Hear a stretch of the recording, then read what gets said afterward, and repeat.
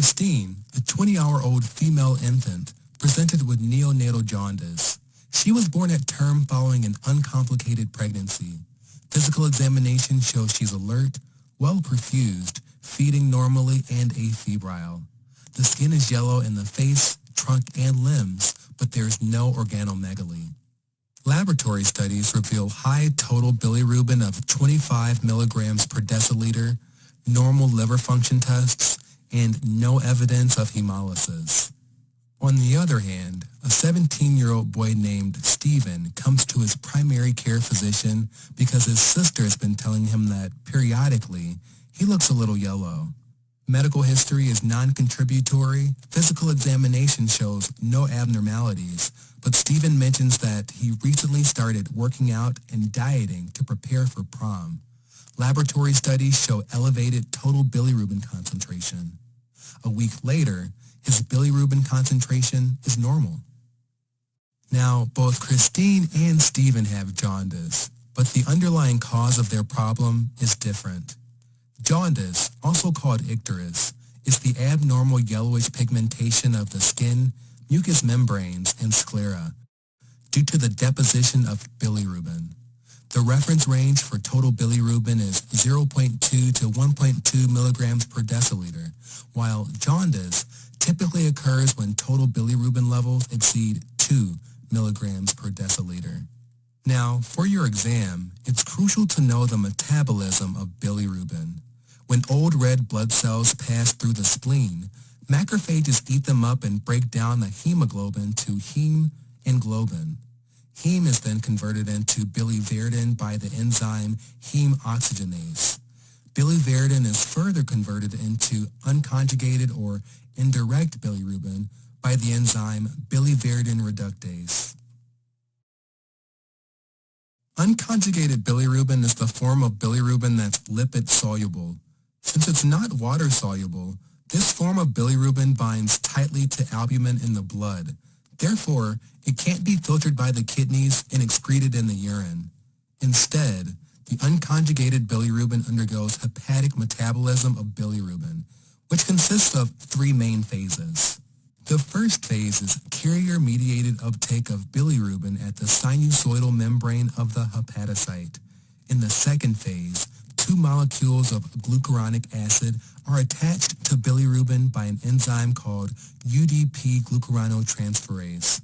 The final product is bilirubin diglucuronide, which is also known as conjugated or direct bilirubin. In contrast to unconjugated bilirubin, conjugated bilirubin is water-soluble. So this form is secreted into the bile canaliculi, further drains into the bile ducts, and eventually into the gallbladder. Now, after a fatty meal, cholecystokinin causes contraction of the gallbladder, which squeezes out the bile into the biliary duct system and further through the ampulla of Vater into the duodenum. It's important to note that most of the bilirubin found in bile is in the form of conjugated bilirubin, but a small portion consists of unconjugated bilirubin. In the gut, intestinal microbes convert conjugated bilirubin to urobilinogen, or UBG. 80% of the urobilinogen is converted to stercobilinogen, which is further oxidized into stercobilin, which is responsible for the brown color of feces. On the flip side, 20% of urobilinogen gets reabsorbed into the blood and spontaneously oxidizes into urobilin. 90% of the urobilin is sent back to the liver, and 10% is excreted by the kidneys, and it's responsible for the yellow color of urine. Now, if there's a problem with bilirubin metabolism, bilirubin accumulates and hyperbilirubinemia occurs. And based on the form of the bilirubin that's elevated, hyperbilirubinemia can be predominantly unconjugated, conjugated, or mixed. Unconjugated or indirect hyperbilirubinemia is caused by an increased breakdown of hemoglobin, impaired hepatic bilirubin uptake, or defective conjugation of bilirubin. Increased breakdown of hemoglobin is commonly seen in intravascular hemolytic hemolytic conditions such as hemolytic disease of the newborn, sickle cell anemia, and glucose 6-phosphate deficiency. Increased destruction of red blood cells results in increased breakdown of hemoglobin and eventual unconjugated hyperbilirubinemia. On the other hand, impaired hepatic bilirubin uptake can be caused by congestive heart failure or some medications, such as rifampicin and probenecid. Finally, defective conjugation of bilirubin can be physiologic, which is also referred to as physiologic jaundice of the newborn, or pathologic, which is commonly seen in hereditary conditions, such as Gilbert syndrome and Crigler-Najjar syndrome. Now, as mentioned before, unconjugated bilirubin is lipid-soluble, meaning it can deposit in many organs of the body, including the brain. Deposition of unconjugated bilirubin in basal ganglia can cause bilirubin encephalopathy, also known as kernicterus, which is a potentially fatal condition characterized by jaundice and neurological problems. In addition, these individuals can have an increased concentration of unconjugated bilirubin in bile, and this can result in the formation of numerous small black pigmented gallstones. Now, physiologic jaundice of the newborn is extremely common, and this is especially the case for preterm infants. A high-yield fact to remember is that it typically manifests within the first 2 days to 1 week of life. It's important to note that physiologic jaundice of the newborn is more commonly seen in Asian newborns. At birth, newborns have a high hematocrit, but their red blood cells have a shorter life. As a result, when a large number of red blood cells turn over, a lot of unconjugated bilirubin gets released. To make this problem worse, newborn livers have immature UDP glucuronoltransferase. Therefore, they're inefficient at conjugating this bilirubin, and this eventually leads to unconjugated hyperbilirubinemia. It's important to note that sulfonamides and ceftriaxone should not be given to neonates and infants due to their ability to take up bilirubin binding sites on albumin, thereby exacerbating or facilitating jaundice.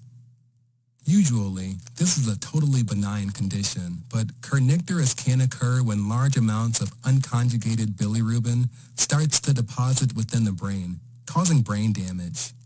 Even though physiologic jaundice of the newborn typically resolves without treatment in 1 to 2 weeks, babies that require therapy are usually treated with non-UV phototherapy, which isomerizes unconjugated bilirubin to a water-soluble form that can be excreted by the body.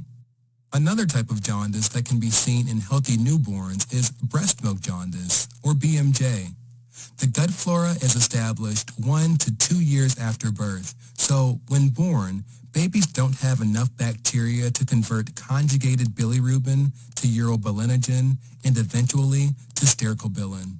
With breast milk jaundice, high levels of glucuronidase in breast milk actually deconjugate conjugated intestinal bilirubin, thereby increasing enterohepatic circulation of unconjugated bilirubin, eventually causing unconjugated hyperbilirubinemia and jaundice. For your exam, you should know that breast milk jaundice develops after the first 5 to 7 days of life, and it peaks after 2 weeks. Now, it's important to differentiate breast milk jaundice from breastfeeding failure jaundice, or BFJ, which is also known as starvation jaundice. Breastfeeding failure jaundice typically occurs during the first week of life, and it's usually caused by decreased or poor intake of breast milk. As a result, these babies have inadequate stooling and decreased elimination of bilirubin by stool. Eventually, this leads to increased enterohepatic circulation, which is further followed by unconjugated hyperbilirubinemia and jaundice. Also, it's important to mention that breastfeeding failure jaundice is associated with clinical features such as suboptimal breastfeeding, mild dehydration, and weight loss in the first few days of life. Finally, treatment of breastfeeding jaundice includes prevention of dehydration and increased frequency and duration of feeds, which promote excretion of bilirubin. Alright, now moving on to autosomal recessive conditions, Gilbert syndrome and Crigler-Najjar syndrome. Gilbert syndrome is a relatively common, benign genetic condition that's associated with an impaired hepatic bilirubin uptake and reduced production of the enzyme UDP glucuronidase. In other words, these hepatocytes are less effective at conjugating bilirubin, and this can result in unconjugated hyperbilirubinemia. A high-yield fact is that individuals with Gilbert syndrome are typically asymptomatic, but they can also present with mild jaundice. This usually occurs in response to one of the classic triggers, which include fasting, febrile illness, fatigue, stress, and physical exertion, all of which induce mild hemolysis. Therefore, you should think of Gilbert syndrome in a person who presents with mild jaundice, no apparent liver disease, and normal liver function tests. On the other hand, Crigler-Najjar syndrome type 1 is characterized by the absence of UDP glucuronidase. Therefore, individuals with this syndrome can't conjugate bilirubin at all. Ultimately, this leads to unconjugated hyperbilirubinemia with a very high total bilirubin that can range from 20 milligrams per deciliter up to 50 milligrams per deciliter. For your exam, you have to know that symptoms typically occur soon after birth, and these infants present with persistent neonatal jaundice and even kernicterus. On rare occasions, they can even develop neurological problems later in life. As far as treatment goes, individuals with Crigler-Najjar syndrome type 1 are treated with plasmapheresis and phototherapy. It's important to note that phototherapy does not conjugate bilirubin molecules. Instead, it works by increasing polarity and water solubility of unconjugated bilirubin. But since this condition is associated with a fatal outcome, the only curative treatment for individuals with this type of Crigler-Najjar syndrome is liver transplantation. On the flip side, Crigler-Najjar syndrome type 2 is the less severe form, and it's associated with reduced activity of the UDP glucuronidase enzyme. As a result, these individuals develop unconjugated hyperbilirubinemia with total bilirubin that's usually below 20 milligrams per deciliter. Prognosis is good, since people with this type have a good response to treatment with phenobarbital, which induces the synthesis of liver enzymes. Now let's move on to conjugated or direct hyperbilirubinemia, which is commonly associated with pruritus or itchiness.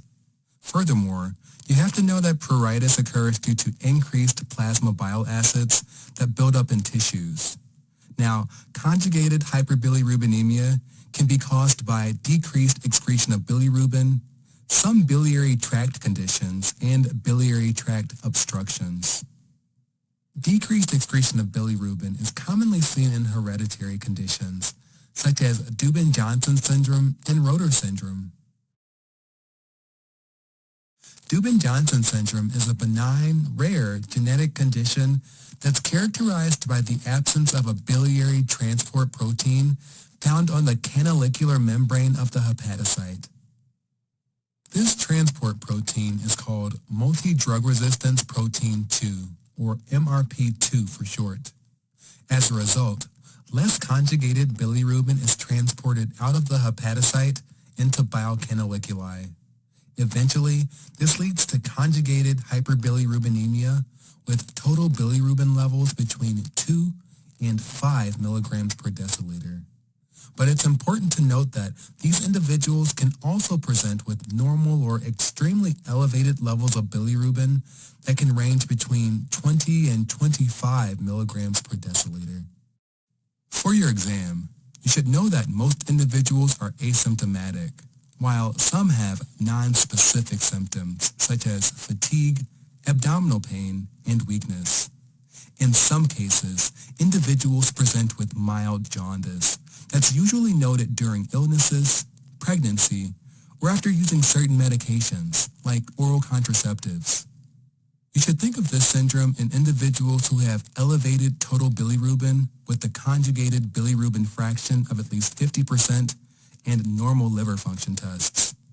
The diagnosis is confirmed by detecting abnormally high levels of coproporphyrin 1 in urine. Histopathology reveals normal hepatocytes with a dense pigment composed of epinephrine metabolites within the lysosomes of hepatocytes. A frequently tested concept is that individuals with Dubin-Johnson syndrome have strikingly black livers. Since individuals with Dubin-Johnson syndrome have good prognoses, no treatment is necessary. Next, we have Rotor syndrome, which is another benign condition that's associated with numerous defects in proteins that enable normal hepatic uptake and excretion of bilirubin. The defective proteins lead to an accumulation of conjugated bilirubin and conjugated hyperbilirubinemia. Individuals with Rotor syndrome have total bilirubin levels below 5 milligrams per deciliter, and they can be asymptomatic or they can present with mild jaundice. In contrast to Dubin-Johnson syndrome, the urinary excretion of coproporphyrin 1 is normal, and the liver has a regular color. Finally, no specific treatment is required since these individuals enjoy normal life expectancies. Conjugated hyperbilirubinemia is also associated with biliary tract conditions, such as primary sclerosing cholangitis and primary biliary cholangitis. Primary sclerosing cholangitis, or PSC, is a progressive liver disease characterized by inflammation, fibrosis, and strictures of both intra- and extrahepatic parts of the biliary tree. This is classically described as onion skin fibrosis because, on histology, it looks a bit like an onion skin, with concentric rings of fibrosis around the bile duct. It's classically seen in middle-aged males with inflammatory bowel disease. It's also linked to cholangiocarcinoma and cancer of the gallbladder. On the other hand, primary biliary cholangitis, or PBC, is associated with the gradual destruction of epithelial cells lining the intrahepatic biliary ducts by granulomatous inflammation. The cause is unknown, but it's possibly autoimmune in nature, since it's typically seen in middle-aged females with another autoimmune condition, like autoimmune thyroiditis or rheumatoid arthritis. Symptoms of primary biliary cholangitis develop gradually, first with pruritus, especially at night, and fatigue. As the condition progresses, these individuals present with signs of cholestasis, such as jaundice, pale stools, and dark urine. And since the liver plays a major role in cholesterol metabolism, PBC can lead to hypercholesterolemia, which can manifest as xanthelasmas. Xanthelasmas are a type of xanthomas, which are cholesterol deposits that present as well-demarcated yellow papules or plaques. Xanthelasmas typically occur on or around the eyelid. Finally, conjugated hyperbilirubinemia and jaundice can be caused by biliary tract obstruction. Also, don't forget that obstruction of the normal bile flow also leads to pale stools and dark urine. This is because there's less conjugated bilirubin in the intestines, so there's less urobilinogen and stercobilin, and this results in pale stools. On the other hand, increased levels of conjugated bilirubin in the blood lead to dark urine. Since there is less bile secreted into the intestines, individuals with biliary tract obstruction are commonly associated with hypercholesterolemia and malabsorption of fat-soluble vitamins, A, D, E, and K vitamins. As far as laboratory findings go, individuals with biliary tract obstruction typically present with elevated alkaline phosphatase and gamma-glutamyl transpeptidase. Now, biliary tract obstructions are usually caused by gallstones, and this happens with choledocholithiasis, which is the presence of a gallstone in the common bile duct, and acute cholangitis, which is an infection behind the blockage. For your exam, you absolutely have to know that the Charcot triad of cholangitis includes jaundice, fever, and right upper quadrant pain. Another cause is cholangiocarcinoma, which is a tumor of the bile ducts that can be either intrahepatic or extrahepatic. In addition, the normal flow of bile can be compromised by tumors outside of the biliary tree, such as liver and pancreatic cancer. Pancreatic cancer that's associated with jaundice is typically located in the pancreatic head or neck. Now, the most common pancreatic cancer is pancreatic adenocarcinoma, which arises from the epithelial cells lining the pancreatic ducts. This is a very aggressive tumor, and its histopathologic features include disorganized glandular and ductal structures with cellular infiltration. Important risk factors include smoking, high alcohol consumption, and chronic pancreatitis, especially if it lasts more than 20 years. Also, it's important to note that individuals older than 50 years of age and Jewish or African American males have a higher risk of developing pancreatic adenocarcinoma. Common clinical features include mid-epigastric pain that radiates to the mid or lower back, weight loss due to malabsorption and anorexia, and true sign, also called migratory thrombophlebitis, which is when blood clots appear unexpectedly in superficial veins and then over time migrate to different locations. Another high-yield point is that true sign presents with swelling, erythema, and tenderness on the extremities. Also, these individuals can present with Courvoisier sign, which is an enlarged, palpable, and non-tender gallbladder, along with jaundice.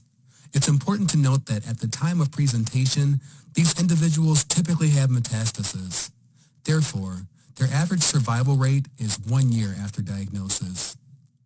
A frequently tested fact is that tumor markers associated with pancreatic adenocarcinoma are carbohydrate antigen 19-9, which is used for diagnosis and monitoring of pancreatic adenocarcinoma, and carcinoembryonic antigen, which is less specific since it's also seen in individuals with colorectal, breast, lung, and thyroid cancers. Finally, treatment of pancreatic adenocarcinoma includes the Whipple procedure, also known as pancreatic duodenectomy, chemotherapy, and radiation therapy. And don't forget, individuals with lung cancer can have liver metastasis. Therefore, they can present with jaundice, just like the ones with liver or pancreatic cancer. Finally, for your exam, you have to know that Clonorchis sinensis is a liver fluke that's associated with obstructive jaundice. Similar to biliary tract obstruction, there's also biliary atresia, which occurs in infants. This is a childhood disorder where the gallbladder fails to form, or there's early fibro-obliterative destruction of the extrahepatic biliary tree. It can be caused by inflammation of the biliary tract, typically due to viral infection or toxins. And by the end of the 3rd week after birth, there's a total obstruction of the biliary tree.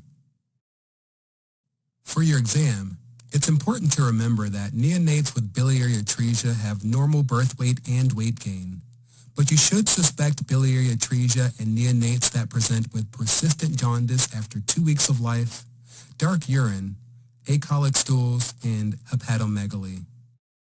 Physical examination shows firm and enlarged liver, while laboratory findings reveal increased levels of conjugated bilirubin, alkaline phosphatase, and gamma-glutamyl transferase. It's also important to note that the method of choice for the diagnosis is a liver biopsy, which shows intrahepatic bile duct proliferation, fibrosis and edema of the portal tract, and parenchymal cholestasis. Biliary atresia is the most frequent cause of early childhood death related to liver disease. Therefore, it requires surgical intervention to prevent progression to biliary cirrhosis. Finally, biliary atresia is the most common reason for pediatric liver transplantation. Now, a frequently tested concept in your exam is to differentiate unconjugated and conjugated hyperbilirubinemia, and an easy way to do this is by using urinalysis. In unconjugated hyperbilirubinemia, there's no problem with liver metabolism, so there's an increased production of conjugated bilirubin. This means that individuals with unconjugated hyperbilirubinemia have more urobilinogen in the intestines. More urobilinogen means more reabsorption and excretion by the kidneys. Therefore, these individuals have increased levels of urobilinogen in urine. But it's important to note that unconjugated bilirubin is not increased, since it's not water-soluble. Therefore, it can't be excreted in the urine. On the other hand, in conjugated hyperbilirubinemia, low amounts of conjugated bilirubin reach the intestines. Therefore, there's less urobilinogen in the intestines, means less reabsorption and excretion by the kidneys, so the amount of urobilinogen in the urine is low. Last but not least, mixed unconjugated and conjugated hyperbilirubinemia is typically caused by hepatocellular problems due to impaired bilirubin conjugation and canalicular excretion. This type of hyperbilirubinemia is commonly seen in individuals with hepatitis and cirrhosis. Alright, as a quick recap, jaundice is the abnormal yellowish pigmentation of the skin, mucous membranes, and sclera due to the deposition of bilirubin. It typically occurs when total bilirubin levels exceed 2 milligrams per deciliter and can be caused by an increased breakdown of hemoglobin, impaired hepatic bilirubin uptake, and defective conjugation of bilirubin. Unconjugated or indirect hyperbilirubinemia can be physiologic or pathologic. In severe cases, unconjugated bilirubin can accumulate in the brain, causing bilirubin encephalopathy, which is also known as kernicterus. Physiologic defective conjugation of bilirubin is also known as physiologic jaundice of the newborn, and it's due to immature UDP glucuronoltransferase. On the other hand, pathologic defective conjugation of bilirubin is commonly seen in Gilbert syndrome, which is associated with impaired hepatic bilirubin uptake and reduced production of the enzyme UDP glucuronoltransferase, and Crigler-Najjar syndrome, which is characterized by the absence or reduced activity of UDP glucuronoltransferase. Conjugated or direct hyperbilirubinemia is caused by decreased excretion of bilirubin, which is commonly seen in Dubin-Johnson syndrome, which is characterized by the absence of a biliary transport protein found on the canalicular membrane of the hepatocyte, and Rotor syndrome, which is associated with defects in the protein that enable normal hepatic uptake and excretion of bilirubin. Other causes of conjugated or direct hyperbilirubinemia include biliary tract conditions such as primary sclerosing cholangitis and primary biliary cholangitis, but also biliary tract obstruction, which can be caused by gallstones, cholangiocarcinoma, liver flukes, liver and pancreatic cancer, and biliary atresia. Finally, mixed unconjugated and conjugated hyperbilirubinemia is common in individuals with hepatitis or cirrhosis. Now let's go back to our case. Christine is a 20-hour-old female infant with neonatal jaundice but without organomegaly. Laboratory studies revealed a total bilirubin of 25 milligrams per deciliter, normal liver function tests, and no evidence of hemolysis. There are many potential causes for neonatal jaundice, like breast milk jaundice or physiological jaundice. The key clue here is the extremely elevated total bilirubin level, which is more common in Crigler-Najjar syndrome type 1, where there is a complete absence of functional UDP glucuronoltransferase. So these individuals can't conjugate bilirubin at all. Also, they're at risk of developing kernicterus, so they must be treated timely with plasmapheresis and phototherapy. Remember that phenobarbital does not treat this disorder, since it works by inducing the production of liver enzymes. On the other hand, Stephen is a 17-year-old boy who came to his primary care physician because his sister had been telling him that he looks a little yellow sometimes. Medical history was non-contributory. Physical examination showed no abnormalities. Liver function tests were normal. One of the laboratory studies revealed elevated bilirubin concentration, but a week later, his bilirubin was back within normal range. Stephen most likely has Gilbert syndrome, where there is an impaired hepatic bilirubin uptake and reduced production of enzyme UDP glucuronidase. So when there's a stressor that causes increased hemolysis, like the combination of dieting and increased exercise, this can cause mild jaundice and temporary elevation in bilirubin.